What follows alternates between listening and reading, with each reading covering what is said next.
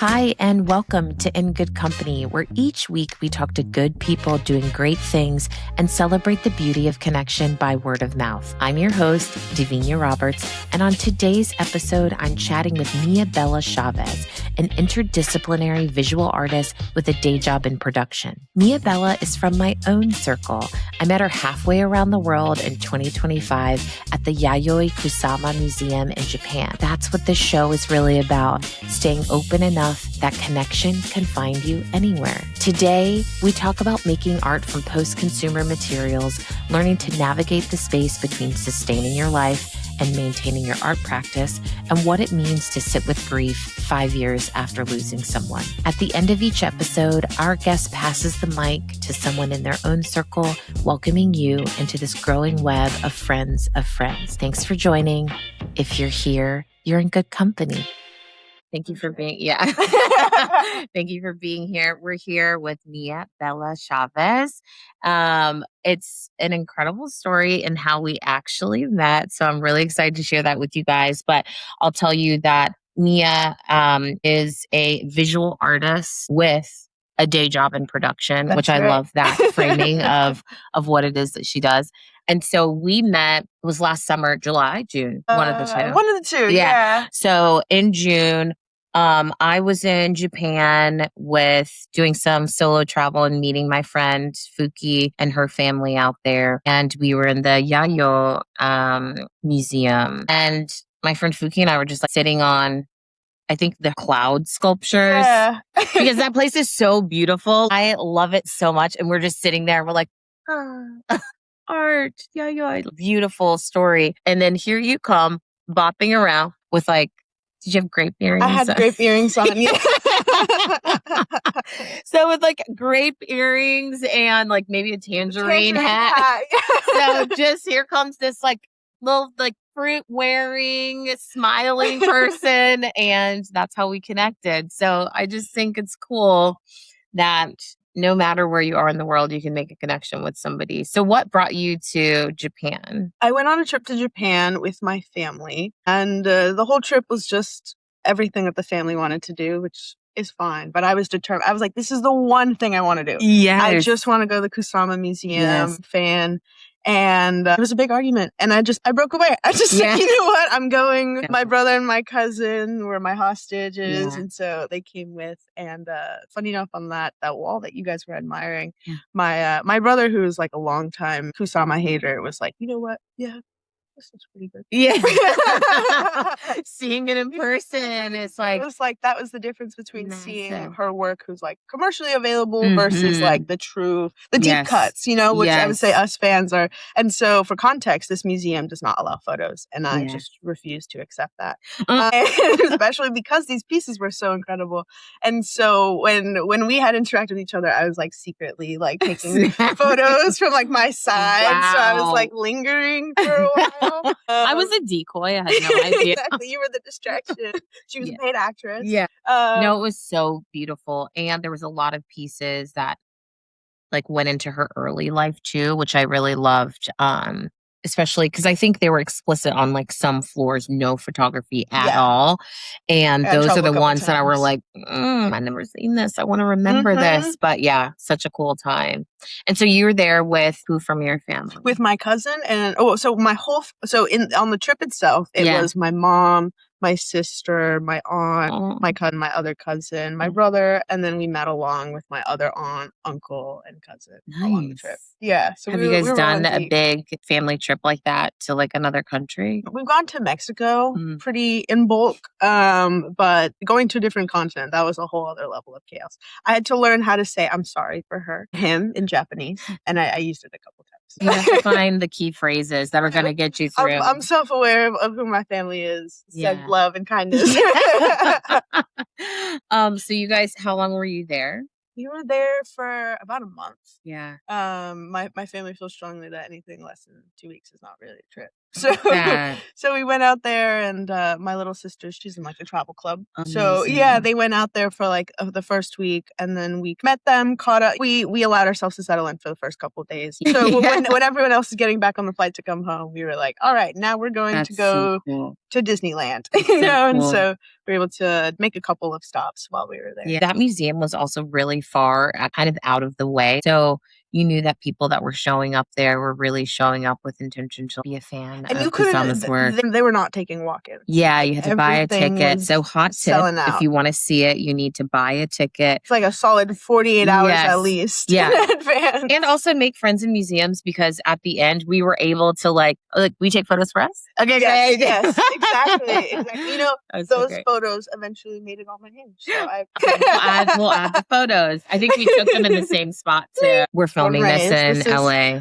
I got an LA tie right here. Oh, it's super faded, so I have another one here because trust, LA born and raised. Yeah, and I remember you were saying that you're going to go to a specific area in Japan. So, you know, for those who aren't familiar, in Japan, there's a really strong Chicano subculture. And I would describe Chicano as being innately Mexican and American, so really leaning into the tie of those two. And so you can imagine wife lover tees and bandanas and, you know, fully tatted and carne asadas, except they're doing it in Osaka. And, you know, for context, my dad had extracurriculars when he was a youth. He had tattoos on the back of his legs. I'm like, Dad, what is that? And he goes, "It's where I'm from."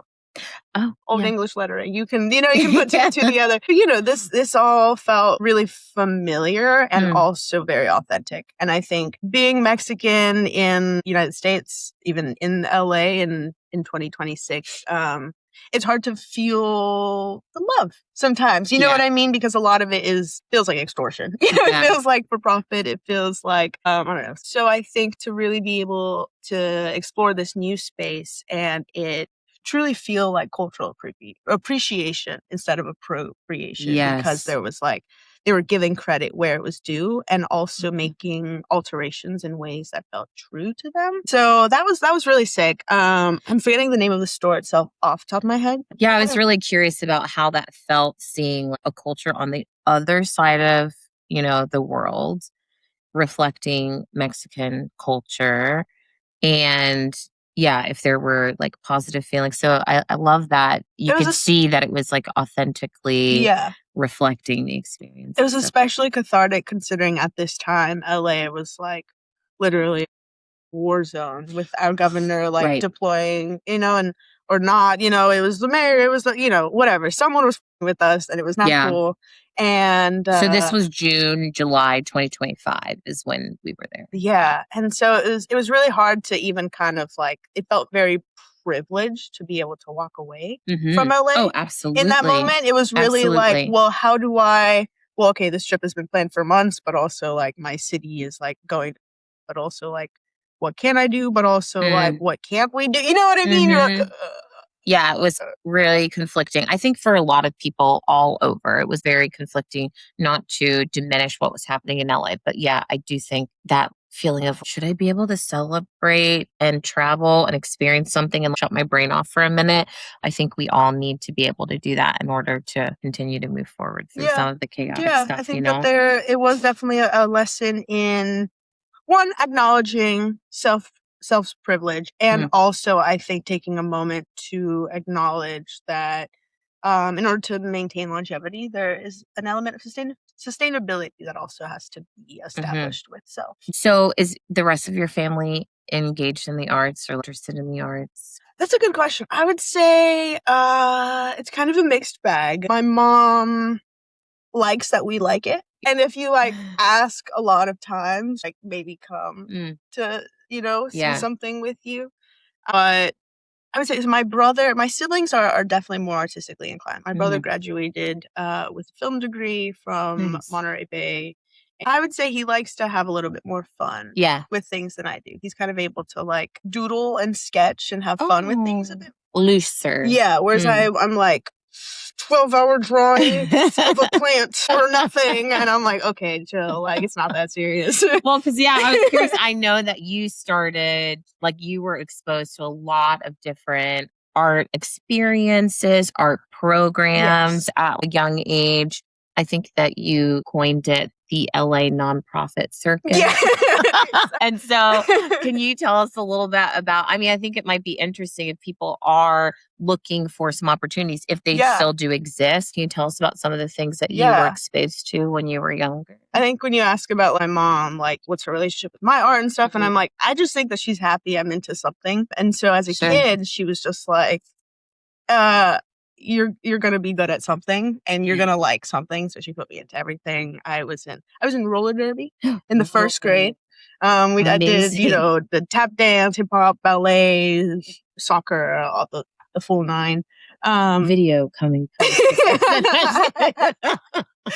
But ultimately art is what it was for me. And, anyone who has kids knows that is expensive. Even as an individual, funding my own art life is hard enough, but to do that for a child can be really difficult. And my mom had my brother and I by the time she was 20. So, there's a lot of variables ultimately that were working against us, but I'm really grateful that my mom was incredibly resourceful, even at such a young age. And so she was able to find scholarships for me at Barnesdale Art Park, at LACMA's Art Camp, at the La Brea Tar Pits Art Camp, at the Echo Park Film Center, at Inner City Arts, at Las Fotos Project. I did programs at the Getty Center, like just so on and so on and so forth.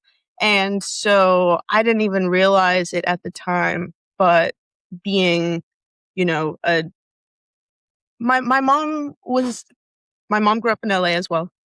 And didn't go to the Getty Center for the first time until she was in college. So, to be able to take up space in these predominantly white institutions from a young age, and then to be able to show work in said museum at the age of 15. Okay, twice. Wait. So you showed work at the Getty. Yes. Okay, what was that? Was that the Las Fotos? That was through Getty had a program called Unshuttered. And there was a couple of different elements. I did a couple of different programs with Getty at that time. I was a part of an app that they created called Unshuttered. And they were hoping to launch like a social media app that also had elements of photo education. That way photo education could be taught in public schools on iPhones. And so kind of similar to this format, I was like, hi, I'm Mia Bella. I'm going to take you on a shoot. Like they had a video crew with me and et cetera, et cetera. And then I developed a series on menstrual poverty, specifically in Los Angeles. And so shout out Happy Period. Look them up for the incredible work that they're doing here in Los Angeles and the community at large. And through that, I ended up getting an internship with them, and I got to, essentially be trained in how to discuss art with K through adults. It's beautiful. You were introduced to it at such a young age, got this opportunity at a young age, but then you're learning how to also pay it forward to young people too. That's beautiful. And I think circling back, even being able to be at like LACMA camp in the first grade, like I didn't realize the weight and the breadth of like seeing Richard Serra's magnum opus. What is it? Bend or Band, whatever it is. And like just as a kid, you're walking through, you're like, oh, this is pretty cool. Then you're like, this thing's big. It took me being an adult and traveling to Europe to realize like, oh my God, this man had literal 12-ton pieces of art stolen. And the reason why it's never moved from LACMA is because that was a contingency. And he made it 20 tons so that way it's harder to steal. And like I was just like, I was there, bro. Like I've seen that, I've been to there. Like, to like as a child, like, we were making like Calder mobiles, and like I'm just like, oh, it's pretty cool. And I'm like, knew who Alexander Calder was in the first grade. Like, so great. What? That's a privilege. That is, really incredible. And yes, sure, I give credit for the fact that like I gave up enough to listen. Obviously, there was something that connected you to that and inspired you to do that. But and also, I hold space for the fact that it just even being able to be exposed to these visual works of art kind of began to expand my mind at an early age of like what creation can mean and what it can entail in the space that it can take up. So you've talked about a lot of like sculptures and installation. What kind of art do you actually enjoy? Great question. I'm a multimedia artist. I would say I'm trained in photography, but I really enjoy working with post-consumer objects. So anything that would be otherwise regarded as trash, I think that kind of came out of the resourcefulness bit of like, you don't want to have to be precious. I'm like, oh my God, I'm going to waste a canvas. I'm going to waste $20 in paint and it's going to be terrible. And I'm like, this was in the trash. Yes. And if I don't like it, I can just put it back. Recycle it. Let me tell you, I did a junk journal for Japan. And so like I prefer the term living journal. I did a living journal. It's living, it's moving, it's Japan. It was like all of my receipts, any brochures, like any of that, because it's also so very beautifully designed, even if it's a receipt. That was really fun for me. I started doing it before I left, but I love being able to just use the materials that are around. Definitely. And there's something really exciting about ephemera, something that would otherwise just, no longer exist. It feels like you're capturing the moment in a very different way, where like I've been living journaling for a while, and it's nice to be able to go through and, there's maybe an entry about they suck, whatever. And then it's like a receipt. What did I get from Trader Joe's that day? Oh, the eggs used to cost that how much? Well, I had a tangerine that day, and I know because I put a tangerine sticker on. Yeah. I've never heard it called living journaling. Yeah. I like that a lot because, it is the proof of what it is that you were doing. And so did you study art when you went to school? Because I know that you went to university. I went to LMU for my BFA, which I never completed, but I went there with an emphasis on photography. And I think that I had ultimately, for context, I applied for colleges when my dad was dying, and which doesn't feel dramatic to say in retrospect because he ultimately did pass a couple of months later. And I just didn't have the energy to apply. I was going to a really rigorous private high school, one of the best in the country. I had admittedly a lot of opportunity available to me at that time. And also I just my dad was dying. Putting myself on a piece of paper just was not priority. And so I applied to three schools only. I applied to Columbia, Yale, and LMU. Yeah. And I found out from LMU on December 17th, my 18th birthday. Yeah. I opened the email by myself in my room, and I was just it was early action. And so I was like, okay, I either say no or I apply to 10 more schools. And I was like, I think a different version of me would never have really considered LMU, frankly, because I had really high standards for myself. I think academically, I'm an artist, but I've also been an academic probably longer. I've been an artist, frankly. And so, I just want to be close to home, and I don't want to be bothered to write more essays. And so I ended up going to LMU and just found that it was not a great fit for me personally. I felt, again, I went with an emphasis on photography because I knew that that's what I would get a scholarship in. Because I had your resume that came before it was really supportive of photography. I had considered going for film, but I don't have as much juice in the motion world as I do in stills as an 18-year-old, And so, I was like, whatever, photo, cool. And being there for photo, I didn't have the flexibility that I wanted to be able to take ceramic classes. Right. Or to do more sculpture than I wanted to. And I just felt really frustrated by the fact that I was turning down work to go to a school that wasn't really teaching me as much as I wanted to. For context, at school, I was paying a lot of money to work with lights that were about 15 years old. And then I would go to work and do a quick lighting setup of about $150,000 worth of gear. Especially if you have access to the actual industry that you're learning about, the gap between the educational part and then the real life implementation can feel miles and miles and miles and miles apart. And so, I hope that continues to shift. It needs to be of the moment in the moment because otherwise you can go to YouTube.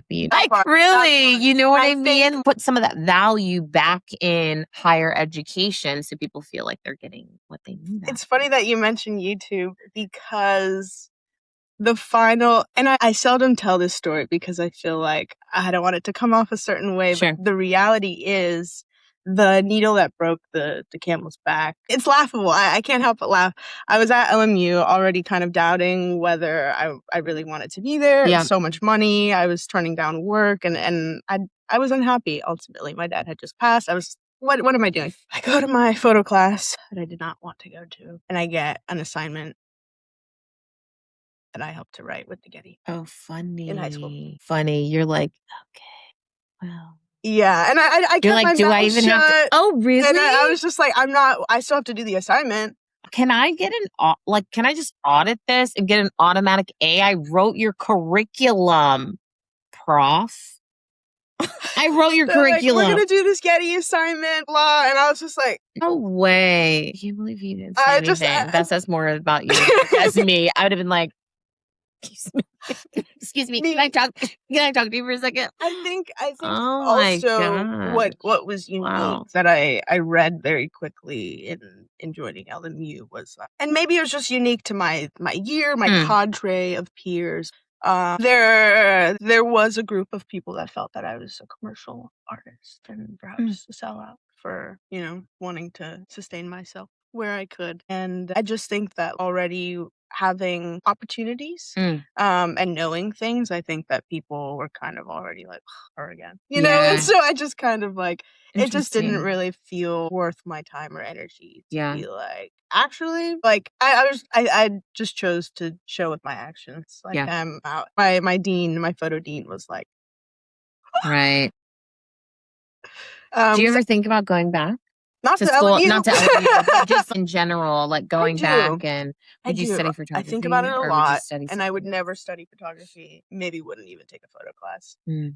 For darkroom access, but right, yeah. But I think I would go for something completely left field that I couldn't learn on YouTube. I even fine art, like sculpture. That's all fun and games, and I can do that from home. I've learned 3D polycad modeling from home. I've learned laser cutting from home. I've learned, et cetera, et cetera. And so plastic injection molding from YouTube. It's crazy. It's crazy what we have access to. Exactly. Isn't it? And so I think for that reason, like I would love to go to school for like an engineering degree or something. Get it. And be able to kind of like use my unique life experiences. Ultimately, like, I don't know, I do feel like I'm in this a marriage of art and science. Exactly. Where like I've definitely felt too like lackadaisical for the academics, and also going to like art schools or like pre-college programs when I would like live at a school for the summer. One was like doing like stick and pokes and stuff. And I'm like, I woke up at 6 a.m. to get a run in. I worked for another 12 hours, et cetera, et cetera. And I was like, the layers of skin, you're going to get an infection, blah, blah, blah. And they're like, sweet. Yeah. So definitely, realized at a young age, like I'm particular, peculiar. I've got my own way about me. Where do you think it comes from? Is this inherently uniquely to you? Does it come from one of your parents? I would say I come from a really big family. Growing up, I lived in the house in front of my grandparents. I had aunts and cousins behind. And when I turned 9, we moved a whole half block away. Oh my gosh, long walk.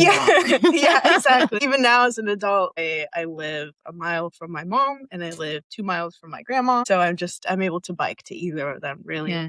And I would say that having so many people kind of as like your founding fathers, though, there's a lot of different spices in the mix. Totally. My music taste is all over the place. It's even the way I talk. It's kind of all over the place, but it's me.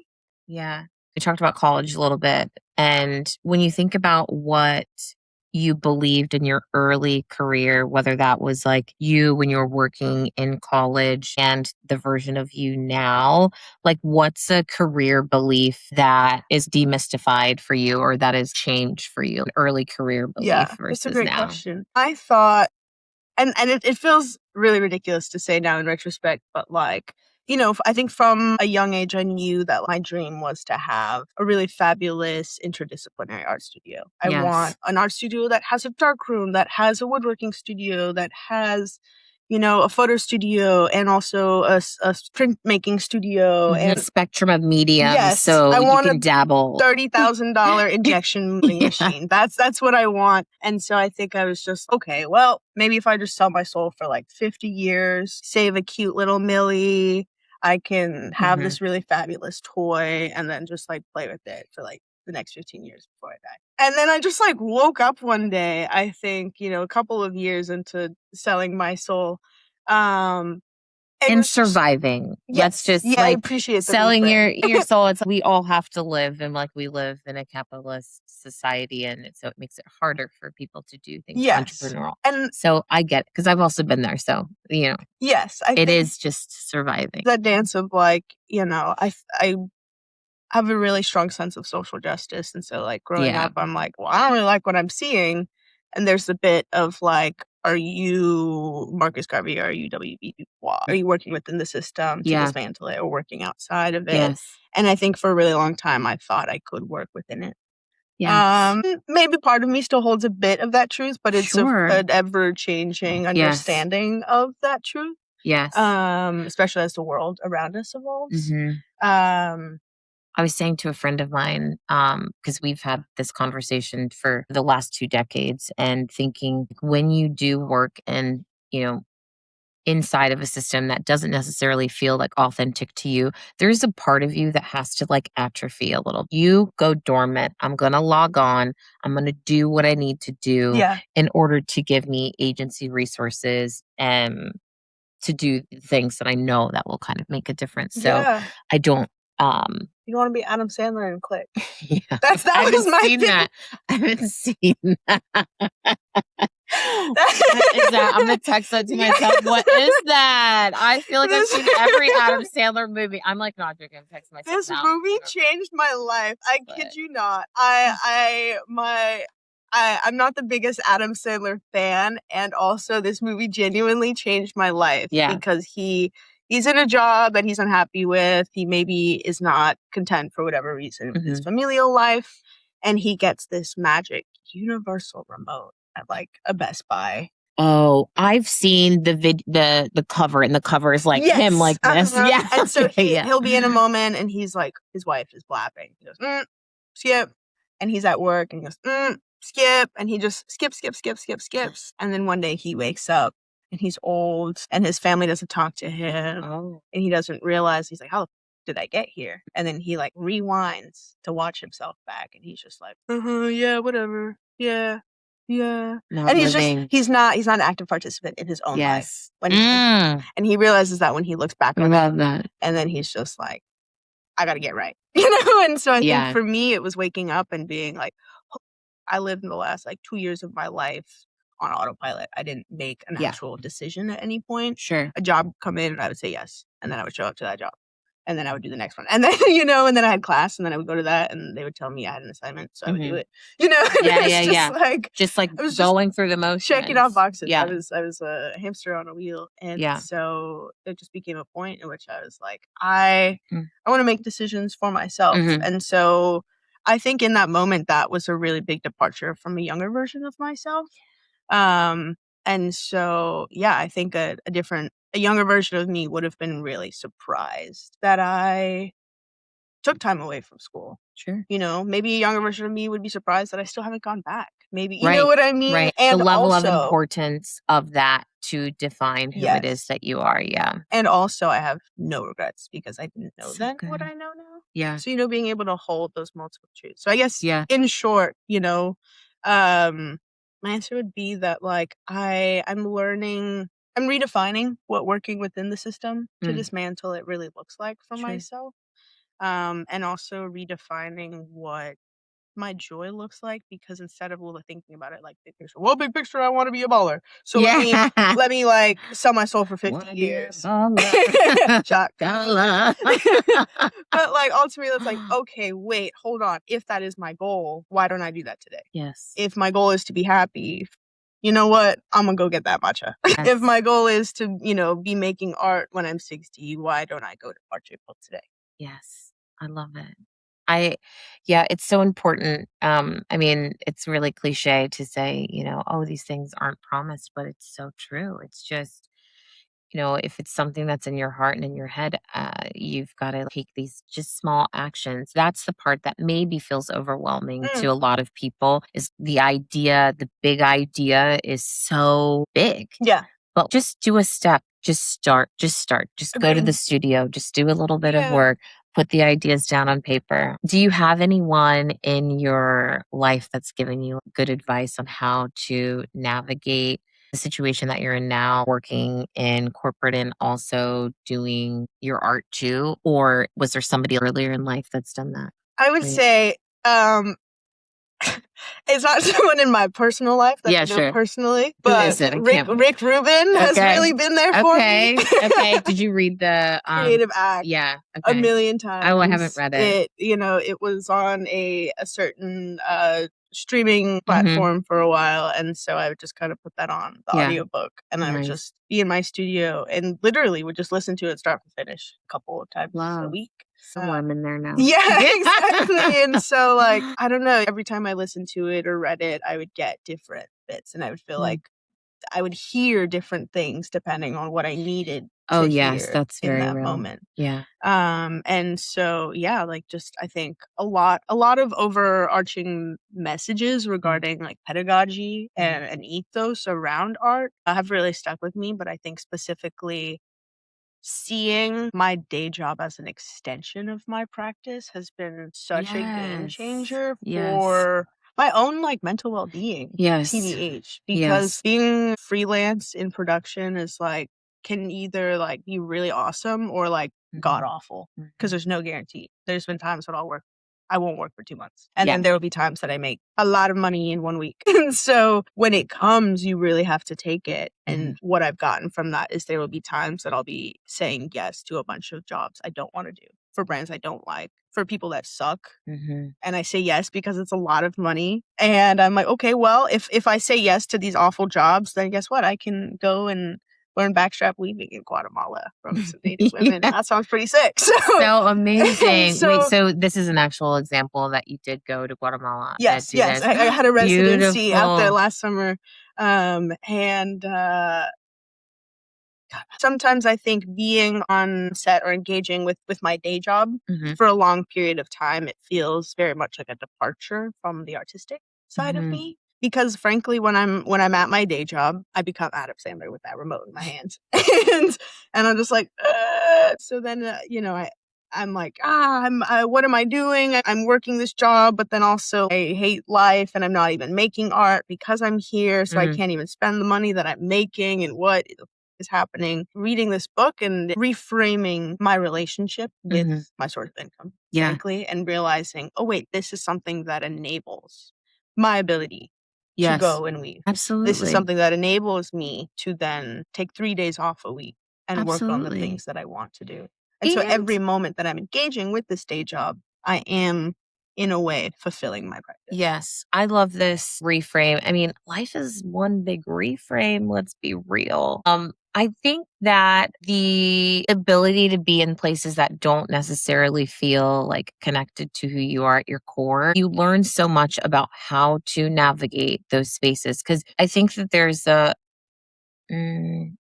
illusion that we should all be living in places and spaces that feel like rainbows and butterflies and like I'm so content all the time. That is just not reality. I feel like I'm a pragmatic optimist where that is not reality, but how can I also just strengthen myself as a person to know that whatever situation I'm in, I'm just going to take that learning. I had a teacher, a yoga teacher, her name's Allie Kramer, and she would say in every situation, she'd be like, it's all information. Right? So bad situation, she's like, that's information for you of like how you don't want to engage, how you want to show up in, an alternate space. So I love any way that you can like reframe to strengthen you as an individual. Yeah. And I think also even within that, creating a separation of like who I am professionally versus individually. Individually, there is a lot of brands that I do not consume and partake. Sure. Professionally, take work from some of those brands. And also, I kind of cap the extent to which I allow myself to be involved in those spaces. Where, working for a corporation that I don't like, I will do their lighting, but I won't allow myself to sell that product, to market that product. I think is the boundary that I've learned within that of like, okay, I'm going to take your money and I'm going to never give it back to you because that's ridiculous. Creating boundaries for yourself in order to sustain your art. I mean, that's a beautiful thing. I'm sure your younger self would be so proud. Thank you. I'm not familiar with your timeline. When did you go to New York? When I completed my sophomore year of college at LMU, and I was working a lot, and also I was just very unhappy there. And so I went from, and mourning the loss of my father. So I was just like, I went from being on the dean's list to having like a 1.6 or 1.7. Wow. And I was just like, I can either lock in and take from what I already don't have to give, or I can just make a departure for self in this moment. You know, and again, I come from a really rigorous, and I think in the moment I was just like, maybe I'm dumb now. You know, I went to a rigorous high school and I blah, blah, blah, and I had great scores on everything, but like maybe like my brain is just broken now or something. And I kind of, you know, I was just like, I don't want to half-ass something. And so I departed after my sophomore year. And just recently, I requested those transcripts. So I was like, just kind of curious, like, you know, and I looked, and I think reading that of like, okay, 3.9, 3.8, 1.6, 1.5, and like having distance from that version of myself, I was like, damn, that was an 18-year-old mourning the loss of their father. You were grieving. You know, and so I think I'm just like, I don't take my own performance as personally then. Good. And I think I also hold no regrets from that departure. But ultimately, when I decided to leave school, my mom really struggled to understand that decision.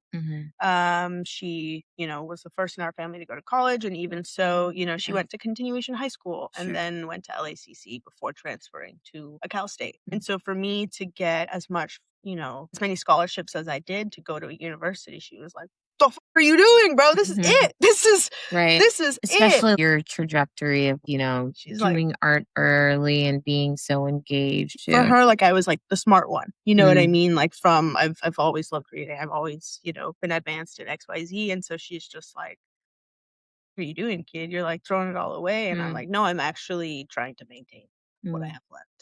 Honestly. And she struggled to see that then. And I was just like, I'd already been waiting for life to bring me to New York. I think I'd mentioned I had applied to Columbia. And Columbia University was my top choice for college. And I applied early decision.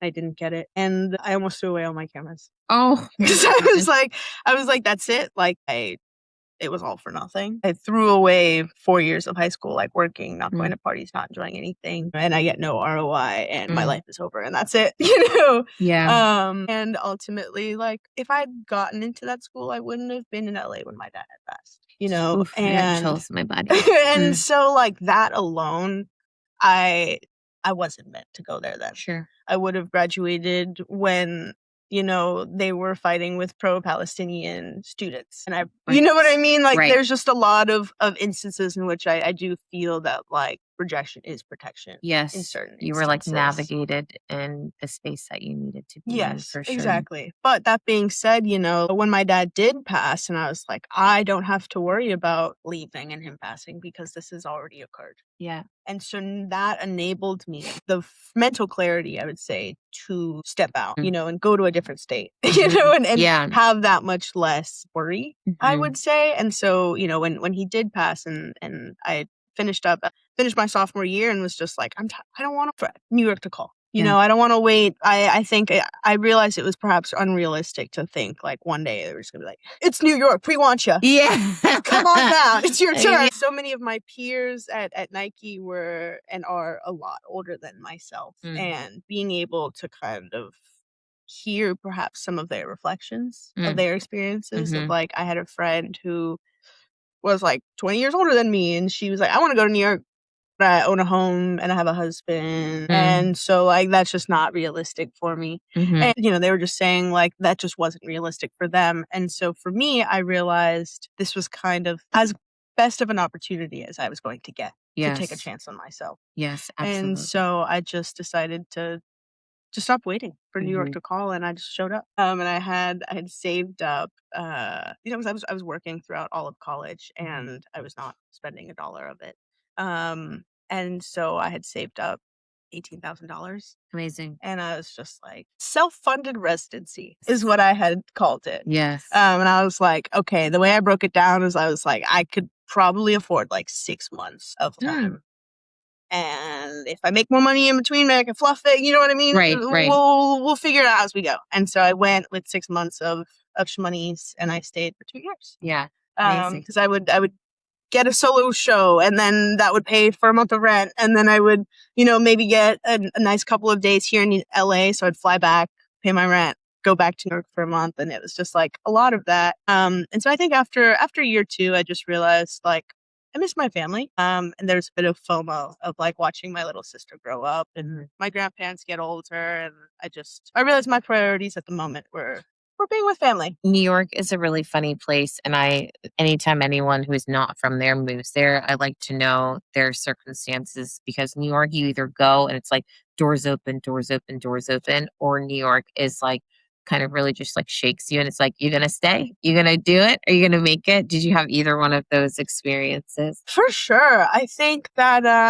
when I first came back to LA, there was this feeling like I had like failed. I went to New York, and they didn't give me the key to the city, so I failed. Yeah, you're like, my God, that was it. Yeah. Exactly. And so, but I think like I'd just gotten tired, frankly, and like I didn't have the same network that I have here because I hadn't been there as long. Yeah. And I was just having to work a lot harder to maintain that same lifestyle. And it just got to a point where I was working so much that I couldn't enjoy my art studio. I couldn't enjoy like the home that I was paying a lot of money for. Right. And I was missing my family. Yeah. And so I think that's when I was just like, I'm just going to take the L. You know what I mean? And I'm just going to, I realized I'm not an L, but like you were there for 2 years. It's like a significant amount of time. And so I think now, I've now been back 2 or 3 years. And looking back on young Mia Bella, who did that, took that chance on herself and, went for 6 months and stayed 2 years. That's pretty cool. Yeah. You know what I mean? That rent was expensive. Yeah. Like, it was like, shout out to her. Survived. She figured it out one way or another. And that time that I did spend in New York, I feel was very crucial to who I became as a person. Absolutely. And so, yeah, like I think this past May is when my cadre of educational peers graduated college. Oh, wow. And there was like this moment of, what do I have to show? Sure. The time comparing yourself is like so normal. It's also so evil. Without that $18,000, even without that degree, I have no regrets. Yeah, that's no wonderful. regrets whatsoever, because I know who I am more than ever. I know what I want. Yeah. More than ever. I know what I'm capable of more than ever. And I wouldn't have gotten that. Valuable, just immersive life experience. Yeah. You were living. Yeah, so that's definitely. really wonderful. There's I know that you said that you moved to New York after the passing of your dad, and there's always a question that I ask on the pre-interview questionnaire. It says, what do you wish that people asked you more about? And you wish that people would ask more about grief and talk more about grief. So I'm asking you, like, how are you and your grieving process? Thank you. I really appreciate that. You can take a minute if you need to. Thank you. Yeah. It's pretty tough because like I'm like on year like 5 now, and I would say it's definitely worse than it was like year like 1 or 2. But like nobody thinks to ask in year 5. It's kind of like meant to be. I don't know. It's old news for them, ultimately. But I would say like, for better or for worse, I've had some people in my close circle lose loved ones in that time that I've been mourning my own father, and so it's been. I don't know, it sounds kind of like weird, but like to be able to bond and create community through grief has just felt really like radical and also very cathartic. To be able to create this space where it otherwise doesn't exist. I have a friend in my circle who, we don't talk much, but she's a bit older than me. She was like one of my mentors. And so, but I have so much love for her, and her dad passed away about a year ago, and so I text her, and I was just like, hey, I know it's coming up, and just wanted to like make sure you're finding ways to celebrate you, support yourself. And she was just, I can't even believe you remember, and then she's like, me and my sister were talking about that, like less people ask now than they did when it had just first happened, but like when it first happens, you're still in awe. Yeah, you're shocked. You're like, yeah. You're just in like a phase, you're in survival mode. And so like the reality of like those long-term effects, because when it first happens, you're like, oh, they're not here today. They're not here right now. And then on year 5, it's like, they're not gonna be there like when I get married. Yeah. And so that's kind of like, like, it's like every time something good happens, like, yes, I'm heartbroken. Yes, you want to share that, or yes, I launched this podcast actually the day after the anniversary of my father's death, and that was like 20 years ago. And I think that you're right. There's a little bit of a misconception that, time heals. Okay, it does in some instances. But as you grow and you get older, there's like more perspective. Yes. There's more experiences. You think about, would I have handled that differently? Would I've had a conversation about maybe something else? And so I'm so thankful that you're sharing that, because I would call out to people to connect with people that have lost loved ones in any capacity and whenever, because it is something that just like sticks with you. Yeah. Especially when it's your parent, because it's half your DNA. It's like half of your actual being, and I think people don't realize the extent to which they can't understand until they're actually in that position. Yes, absolutely. They're kind of like, well, that's sad. I lost a cat once. And you're like, you're like, listen, I had some loved ones in my family be like, we all miss him. And I was like, that was my dad though. So like, it's kind of different. Yeah. Yeah. I get you, but also you're way off. Yeah. And so I don't know, like just being able to like find ways, and it's every day, but finding ways to honor that grief, where it's like on one hand, it's not fun. It kind of sucks to be, dang, I'm still thinking about 5 years ago, Yeah. And also it's a very real thing and a very real feeling. And so like there's been, when I go on vacation, I'm overwhelmed with grief. Like maybe not every vacation, but when it's least convenient is when it'll get me good. And specifically when I went to Guatemala for my weaving residency, like I was so excited and I was like, look at me now. Oh my God. And even, you kind of said like that time of like, oh my God, so much has happened since you were here. And that feels like a betrayal in some way. You know what I mean? Like, it's like, oh my God, like, it's definitely a dance and it's an everyday learning opportunity, but figuring out how to honor that. Yeah. You know what? You want to be here so bad? Fine. I'm gonna sit with you. Yeah. Exactly. I'm gonna sit with I like to say, like whatever the emotion is, you can't like run away from it. You have to try to just like hold hands with it and be like, okay, we're gonna get through this. We're gonna get through this. You may come back again, but we'll get through this. Like holding hands with grief, holding hands with anger, and also learning not to make it a temperament. Of like, I don't know, at some point in New York, I was listening to a million self-help audiobooks. I got a little tidbit through in here. The phase. Yeah. I don't remember which book it's from, but they talked about like, you know what I mean, when something can become a temperament for you, of like, oh man, like I stubbed my toe, and maybe you're mad in that instance, so I'm gonna drive angrily, and then and you cut me off, so now I'm mad, and the next day you're like, I'm still mad that person cut me off, and then 10 years later you're like, oh, I'm still mad because I stubbed my toe. Years. You know what I mean? Of like, it just became self-fulfilling prophecy in a way, and so not to critique or diminish any which way that somebody grieves. And also for self, how do I engage in my life? How do I not pause life because this terrible thing happened? And also, how do I continue to honor myself, my grief, and my death? Yeah, the self-help books is real.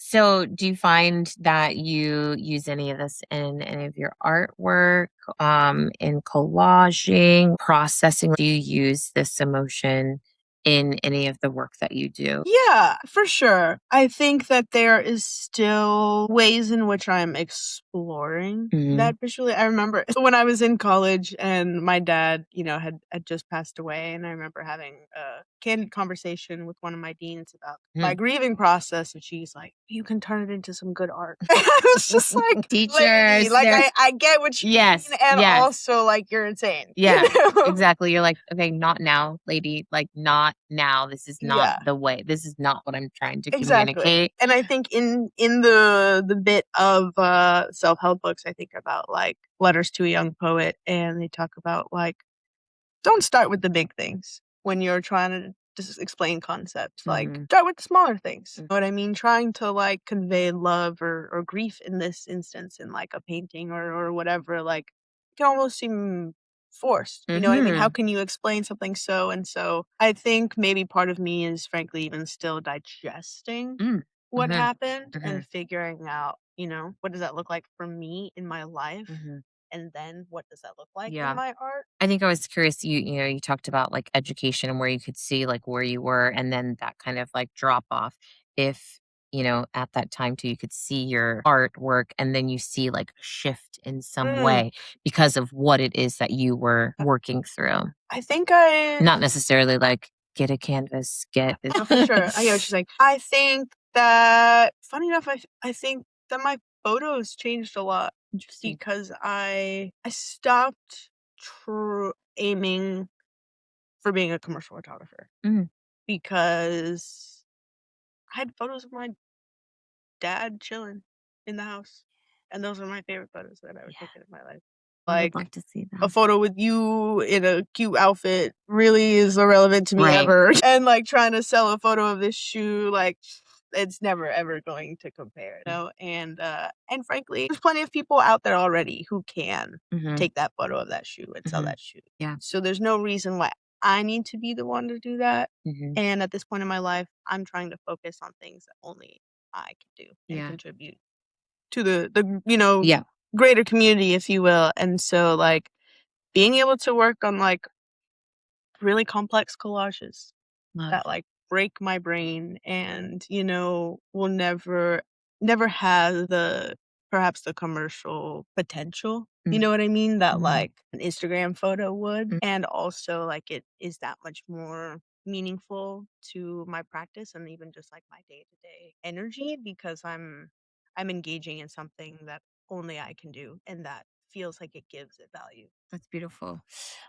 So how did you get connected with this space? We are in March, April, and is this technically in Koreatown? Yes. Okay, in Koreatown in LA, and it's a really cool space. But I'm curious how you got connected to it because this isn't your studio, That's right? correct. Okay. So for reference, my cousin has been friends with this person since like the 6th grade. And so I've known this person, very talented artist. Their name is Bruna. And they had posted on Instagram about a year ago. So it would have been maybe January of 2025, posted that they were going to be teaching a sewing class here at March, April. And I was at a point where I was like, hey, I said that year, I want to start engaging in parts of my practice that don't have a guaranteed ROI. Because it's really easy as a freelance artist, as somebody who lives in LA in general, or somebody that exists on the internet to want to monetize every single thing that you do. I found myself not engaging in certain practices because of the fear that ROI would not be,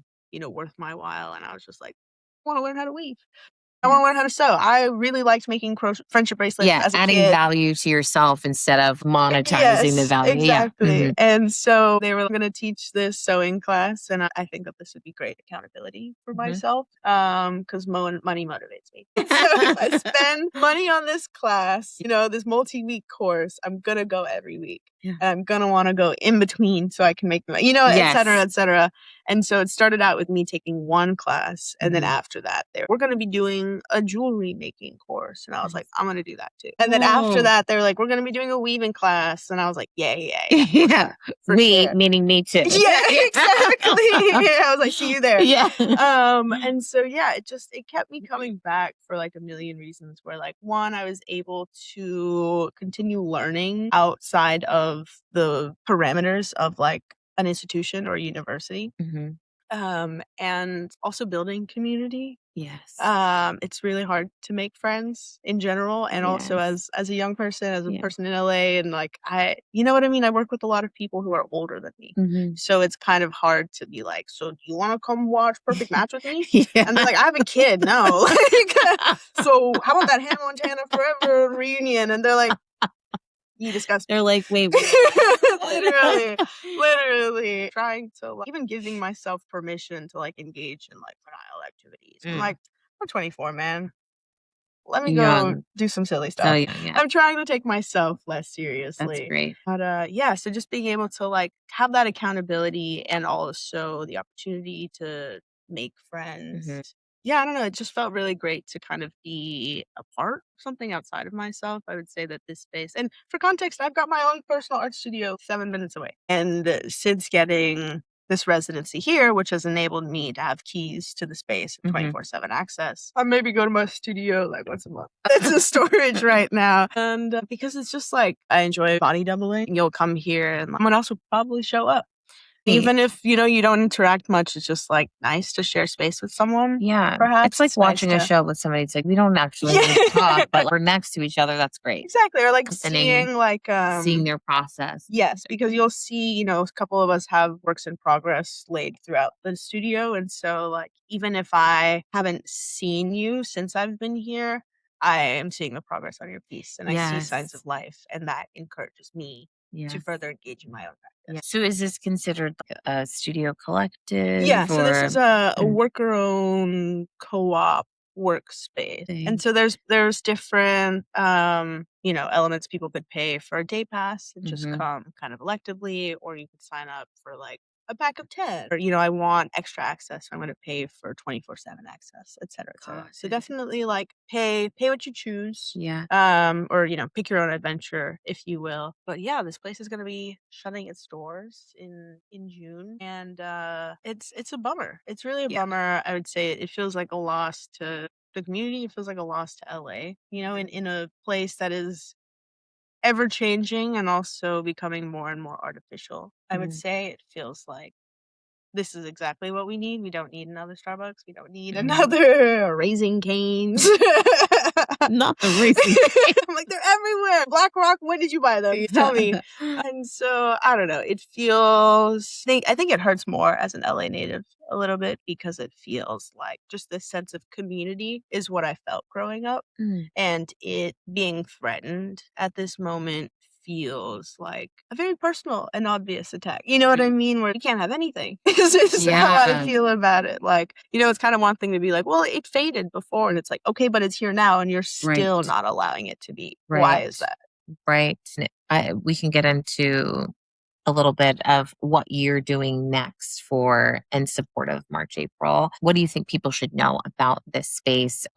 Is there plans to reopen or reestablish or reinform people? So March, April was founded by a very wonderful creative academic named Somi June. And together with the help of Maj and Bhavani, they established the framework to make this a worker-owned co-op. And so as wonderful academics, Ivy League educated folks as they are, they put together a really great basis for what that would really look like. And this is a structure and they can speak on it more themselves, but ultimately it sounds as though this is a resource that they would want to make public, if nothing else. Even if March, April is not to exist in a public, in a physical sense in the future, they want it to continue. The soul of it, like the formula, the blueprint. Because I think, while I've been, in awe and fear, like, oh, what's happening? No, it's leaving, it's going. Other people can do this too. You know what I mean? Somebody else could. They could make 5 of them, and I'm just like, but I want yours, your March, April. But ultimately, I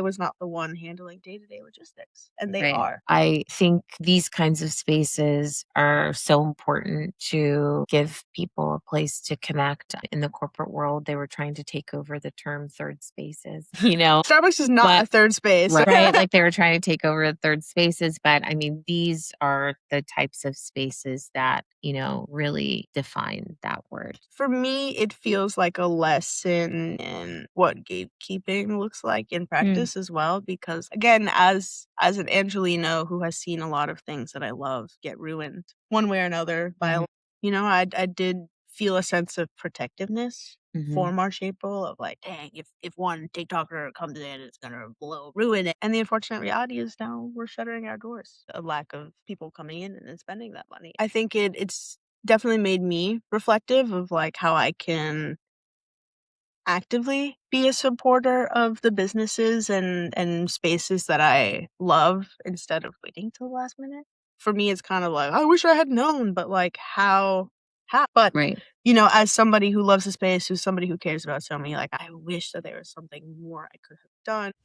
Okay, we have to show some love to the folks that make this show possible. Today's episode is brought to you by Studio Bonded, the design studio that builds brands that bond with the senses. If you're into thoughtful design made by talented people who really care, then you're in good company. Check them out at studiobonded.com. We're back. Let's rejoin the conversation with our guests.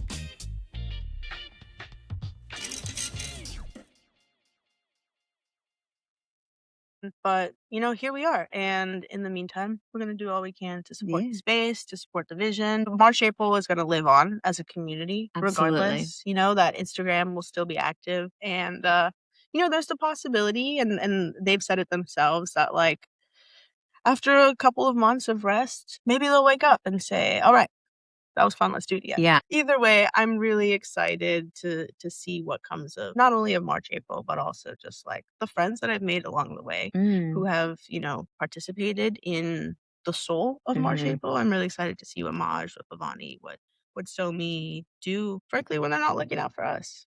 TBH. That's so real. Like what will you do when you are just putting all of your energy and time into stuff? And so as a friend, I'm really excited for them. Yeah. And as a community member, I'm sad to see this place go. Well, hopefully it will be looked at as an example of like what it is that you can do when you gather folks and give them a space where they can learn and build community. I think we kind of like discussed a little bit about, we talked about how I make art out of things that are otherwise considered trash. And also, I think in exploring these materials, I've seen the amount of elitism that is applied or maybe projected onto recycling. Where I remember being in university and was making a commission for the NFL. And I chose to work out of aluminum.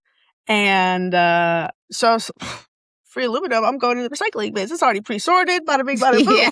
You just made my life easy. Thank you very much. I got different colors. Hello, you know what I mean? I can only drink so much of it. And you would just have people like, gross. You were getting trash. That's so gross. Oh, and I was just like, so you eat out of plastic, right? You wear plastic, you put it on your body, and then you put it in your body. You want to live on this planet, right? You don't want it to go to okay. So maybe we should recycle some things. And also the reality is, even when you put things in a bin, 5% of that is going to be actually recycled. Right. So you're welcome that I made it into a little sculpture. Yes. TBH. And it also makes me think about the treatment that people who are actually relying on the recyclables for an income. Exactly. Absolutely. This is what I'm doing for fun as like a privileged art student. You know what I mean? And I'm already getting flack for it. I think about the fact that people who are collecting recyclables for, compensation, they are the foot soldiers of recycling.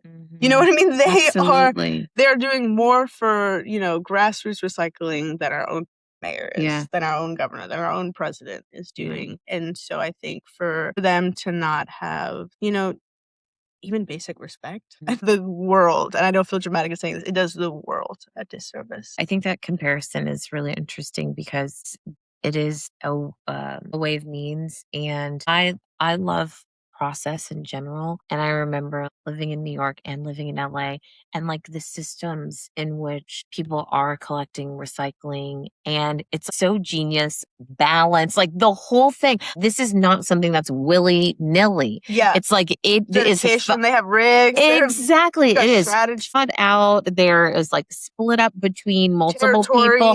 I think, there is definitely a level of elitism, because you could say the same thing that I said about people who are managing recycling.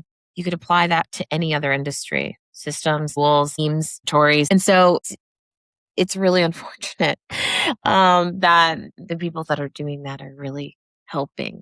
And I think that encourages me to further engage with post-consumer waste as a material, to be like, no, this is and can't be fine art. This is still a precious raw material ultimately, and to disregard it as anything less than that is laughable. Yeah. You know what I mean? Like, this is the amount of, like, even like this cup that I have right here, the amount of resources that went into producing this plastic, and this is probably number 5, number 2. And it'll never be commercially recycled here in Los Angeles because of the type of plastic it is. And to me, that also comes down into like a design element, where like a designer with no soul out there chose to make it out of this plastic Quicker, faster, instead cheaper. of HDPE, which would be largely recycled. Do you have a favorite material, like post-consumer material? That's a good question. That's kind of hard.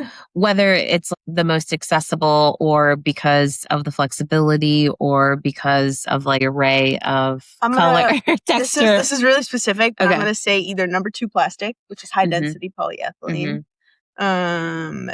or cardboard. I would say HDPE because like, so people who work in plastic recycling, check out Precious Plastic. They're a great resource for learning further about recycling techniques. But each different plastic works and behaves very differently. And so people kind of have like specialties. I would say I've like moved into like number 2 and number 5 just because it is what is most readily available to me. So it'd be polypropylene and readily available because it's not recyclable here. Just because it's what most containers are made out of. Oh, I see. So like a milk jug would be number 2. You know, like your takeaway containers will always be either number 2 or number 5. And or like your laundry jugs, that's all number 2. And so yeah, it's stuff that like, yeah, okay, you could have like a $100,000 setup, or could be like me and work with a panini press out of your college dorm. You know, no way. Based out of tutorials from Brothers Make on Instagram. I mean, YouTube, check them out, all social platforms. Even the amount of community and friends that I've made through recycling. Yes. I bet that it's a very niche community, that people who are using that as a material to and there's make no art. Gatekeeping. Right. Because we're all have the same intention. You want to recycle plastic? We can both recycle plastic for the rest of our lives and still have a whole lot to work with. So you know what? You got a question? I just might have an answer. And if not, I'll connect you with a friend who does. Love that. Because it's just, I don't know, it is. That seems like a nice opportunity for a space like this. Very niche people that are using recyclables in art. Definitely. And ultimately, it's not a skill that you can learn in any university anywhere that I know of. You know, consumer plastic molding or injection molding or even like extrusion molding. It's stuff that I had learned about in theory from the internet, but I just happened to get really lucky and find, you know, an org that allowed me to work with their machines. So I was able to put all of my knowledge and theory about these individual plastics and then apply them onto the $30,000 machines. But you know, that would be sick to have my own plastic recycling studio. Wow. Be nice materials would just be, of course, and because yeah, exactly. They're flowing and there's so many colors that already exist. So you can make unique colorways within it. There's so many different materials that will be diverted. You can make like a really beautiful terrazzo marble. Oh my gosh. Stop engaging in like terrible mining in underdeveloped communities, you know, and it would be a specific color to you. And even the rate at which like plastic is so readily available, they're planning on tripling that production by 2060. Wow. If you can believe it. So, yeah, I think there's a lot of naysayers. I'm like, yeah, sure. I hate plastic for sure. And also, what are we going to do with what we have already? We have to do something with it. Yeah, exactly. And like this plastic here can be melted down 7 times before it changes its properties, which means that when this goes to the bin, and LA does not recycle this type of plastic, so it'll just be recycled there. here in LA. It could have been 7 different things, and it'll just never be because big oil subsidizes plastic. Just a wealth of I love it. I love it. Do you have any work that you're working on now for an upcoming show aside from what you're doing for March, April? I have been working on this piece for, I kid you not, probably about 2 years now. Love. And this has been like my Everest. And there's just like so many elements to it. It's here, so I'm happy to show you. But it's very complex and I would just get really frustrated and I would like rage quit it. And then I would come back work on it for a couple months. And I'd be like, I'm never going to finish. And then I would rage quit. And then eventually I was like, I'm going to lock in. And then I got a concussion. Oh my gosh. And the piece itself was so detailed that anytime I looked at it, it genuinely gave me a headache. So I had to take months off. And then this has been, it's my goal to finish it before March, April closes. Yeah. So I've been going full speed ahead, but it's a diptych that is insanity. Oh, okay, you got this though. I believe. I appreciate that. I'm just in general, I'm trying to complete more pieces. Sure. I think that is like, it's a blessing and the curse of being an interdisciplinary artist where like, you're like, ooh, that looks fun. I want to do that. That looks fun. I'm going to do that. Yes. That looks fun. And then you're like, cool. So I've been like doing a lot the last couple months. And also I finished no pieces. Listen. Let's get somewhere. All out here. We're all out here tinkering. I like to call it tinkering. I'm like, let me just tinker over here. I'm going to tinker over here. And they're like, wow, a lot of projects. The other day, I was like, they were like, oh, like I really want to get into it. And I was like, oh, you got to try X. Any craft I've at least tried. I have the tools. Tools. You want to learn to knit? Great. You want to learn to paint things? Great. I got sashiko. Shishiko, yeah, exactly. I'm like indigo dyeing, no problem. All of it. So I got photosensitive dye at my studio. Yeah. I got woodworking tools. Gosh. Just fabulous. It's just great. Oh, sorry. No, you're good. It's really great. I can't get rid of these because what if I need to bedazzle something? Yeah, for sure. I must hold on to these rhinestones. For sure, you're going to do that. Next project, watch. I feel like the sparkles will come out. Exactly. There's always like the meme about like the dads and they're like, oh, dads when they find a use for that one screw they've been holding on to. Oh, exactly. They're like, I know it's in here somewhere. I've been waiting for this one, this one thing that needed a piece of wood that was I knew it was going to come someday, you see? And I was ready. Yeah. I'm like, yarn, sure. Got it.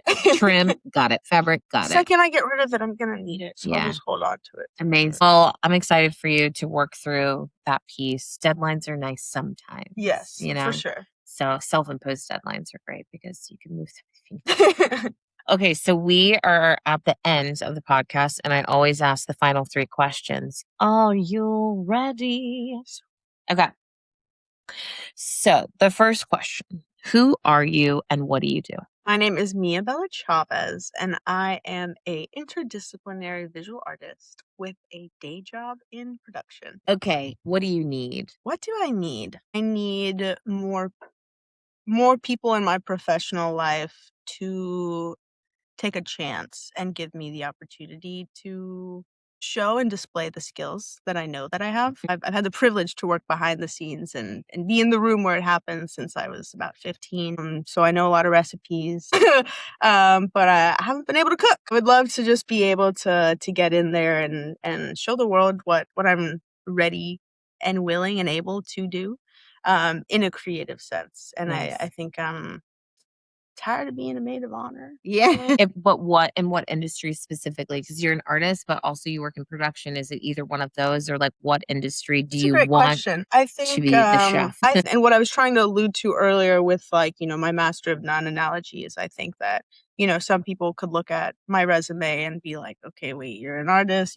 This is all over the place. And also I look at it and I say, I have a very strong background in design. I have a very strong understanding in branding. Mm-hmm. I've worked for beverage companies. I've worked for adult product companies and I've also been behind the scenes on the creative aspect. I know how to market that product and brand it from the front end. And then I know what a deck looks like. And I know what kind of lighting can help convey the story that was originally discussed in the meeting. And so I think for me, having kind of had this holistic approach to branding and design as a whole, in terms of approaching it from the artistic point of view and also looking at it from a business perspective of being able to realize the real life application of arts. And I feel strongly that I am at a point in which I have a strong control of these understandings and I'm ready to show that. I like the real life understanding of like how to apply art. I think that's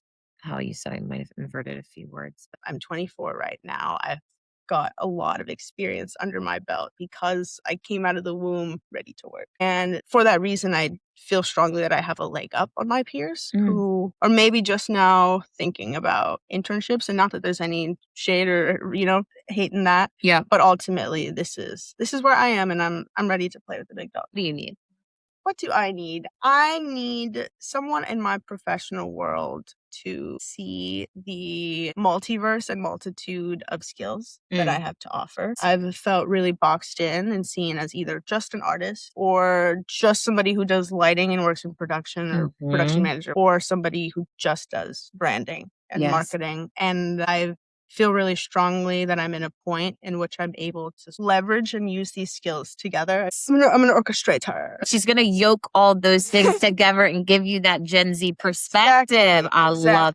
I have work experience, I'm 24, and also I've been working in this industry about 10 years, which is kind of insane, but is the reality. And so I know the recipes, and I am ready to use those skills ultimately. Yes, you heard it. Okay, last question. What do you have to offer? What do I have to offer? I have a really strong sense of self to offer. And the reason why I bring that up is because I think a lot of people tend to ask me for it. My sense of confidence allows others to think that I have it all figured out. And that couldn't be further from the truth. But is knowing myself that allows me to have this compass, essentially. And I feel for that reason that there's no specific piece of advice I can give to an individual other than trust your gut, man. And easier said than done. I think even for myself, this is an everyday practice. I think just kind of like only you can know what you want, where you're going, where you've been. And so being able to like have a meal alone, go out in public and say, I'm going to go to dinner by myself, even if just once, that's been really a trip to me to realize how many adults have never done that before. Right. And it is so important to be able to spend time alone. I grew up in a really large family and never ever had alone time. So when I did leave the house, I thought I was going to go insane. And it took me harnessing the power of being alone to get that much closer to being myself when I'm in the presence of others. I love it. Good advice. Also, there was a lot of good resources that you mentioned, a lot of great people on like YouTube and like Instagram accounts. So maybe we can post the resources too. Yeah, definitely. I appreciate you so much. I'm really excited to see your work and to see what it is that you're going to do next. And thanks for doing this. Thank you. Yes. Amazing. Bye. Thank you for joining us for this week's episode of In Good Company, a podcast where we celebrate the beauty of connection and the magic of word of mouth. In Good Company is brought to life by my pod squad. That's Danielle Dweck, copy and creative consultant, Fukiko Machado, financial operations, Alex Perez, design lead from Studio Bonded, Kyle Murdoch, mix and sound design, and me, the creator and host, Davinia Roberts. The views shared by our guests are their own and are offered as inspiration and information only. To stay connected, follow and subscribe wherever you listen to podcasts, and maybe share this episode with someone you love. It helps more good people find us. For full episodes and behind-the-scenes moments, find us on YouTube and Instagram at ingoodcompany.thepod or visit ingoodcompanythepod.com. Until next time, stay curious, stay connected, and remember, if you're here, you're in good company.